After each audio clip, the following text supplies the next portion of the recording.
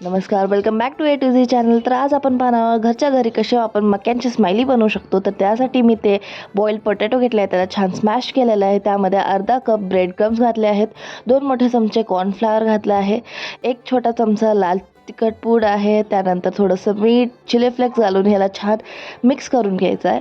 त्यानंतर ह्याचा एक छान डो बनवून घ्यायचा आहे. त्यामध्ये आपल्याला पाणी न ॲड करता थोडं थोडं तेल घालून छान असं सॉफ्ट डो तयार करून घ्यायचा आहे आणि ह्या डोला 30 मिनिटासाठी रेफ्रिजरेट करून ठेवायचं आहे.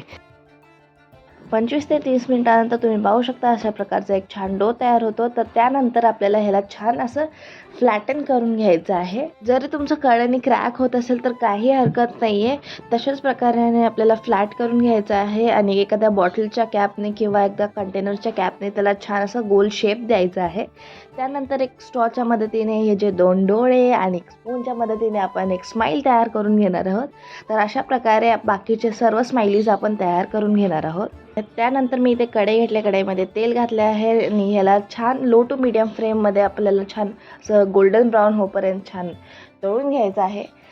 तर तुम्ही पाहू शकता अशा प्रकारे आपल्या घरगुती स्माइली तयार झालेल्या आहेत. अगदी लहानांपासून मोठ्यांपर्यंत सगळ्यांना आवडणारे हे इव्हनिंग स्नॅक तुम्ही नक्कीच घरी ट्राय करा आणि व्हिडिओ आवडल्यास व्हिडिओला लाईक शेअर सबस्क्राईब करा. थँक्यू आणि ए टू झी चॅनलला पुन्हा व्हिजिट करा.